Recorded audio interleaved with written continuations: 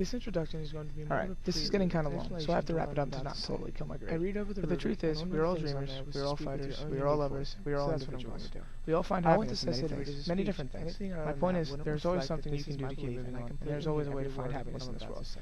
We owe At ourselves first this I had no happiness, idea to and write, only happiness like to most of you ourselves. probably did. This I is believe what in a lot of believe. things, but not all at the same time. My choice of beliefs changed with my mood, and frankly, however my morning went that day. And then I realized something. I can't truly believe in anything, if I wouldn't stand by it all the time. This is my second essay I've started to write. The first one started out as 250 words about being relaxed and laid back, qualities that I, although do hold, I realized aren't necessarily the right qualities all the time. The truth is, sometimes you need to care, but sometimes you don't. Sometimes you need to laugh, but sometimes cry. And after thinking about this, I realized that there's really only one thing I believe in, and I always will stand by. And that is, as I will always back with multiple examples from literature we've read this year, that you can always find a way to be happy. And I believe we owe ourselves to do so. I would like to start out with a fan favorite, The Great Gatsby. Anyone who's ever read Gatsby can agree that Gatsby is not a fulfilled man. He has a longing love for Daisy and an old fling before he left for war. Gatsby spends all 300 pages or so trying to turn back time and live in the past. Even in class we analyze it as such. But Gatsby isn't trying to live in the past. He was trying to find a way to be happy. His dream was happiness, and as Gatsby's dream died, he along too did. Gatsby was a dreamer. He lived within his own fantastical world.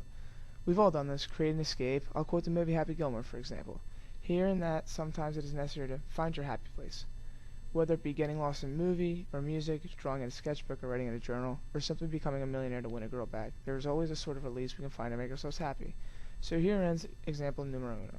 Going to a happy place. The dreamers owe it to themselves to do so. Literary work number 2 comes from a setting overseas, A Thousand Splendid Suns. Now if you know this book, it's clear that happy isn't the way you describe it, but happiness can involve many things. In this circumstance, hope.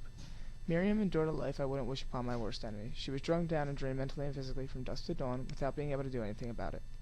Now I know what you're thinking. How does any of this tie into happiness, or hope for that matter? My point is, this woman fought. She didn't give up, and through remaining hopeful and found happiness in the end. This is for the people who are going through a rough time.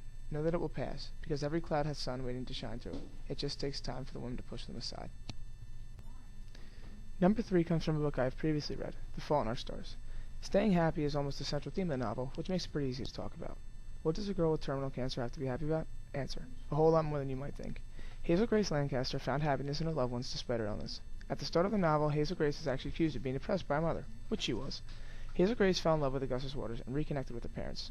No matter the situation, our loved ones can always be a source of happiness. It's why they're there, to love us. Number 3 is for the people who find happiness in love. They owe it to themselves to do so. Lastly comes The Sun Also Rises, a fairly depressing book, but a fairly depressed and misguided man.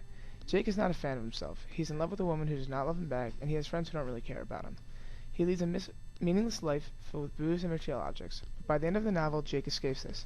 He finds something very important, love and respect for himself. You cannot truly be happy if you're unhappy with the person who you are. Jake realizes this, and he realizes that despite his surroundings, he is one step above. My final example is note to the individuals of the world, because finding them is getting harder to come by. Alright, this is getting kinda long, so I have to wrap it up to not totally kill my grade. But the truth is, we are all dreamers, we are all fighters, we are all lovers, we are all individuals. We all find happiness in many things, many different things. My point is, there is always something you can do to keep moving on, and there is always a way to find happiness in this world. We owe ourselves this happiness, and only happiness to ourselves.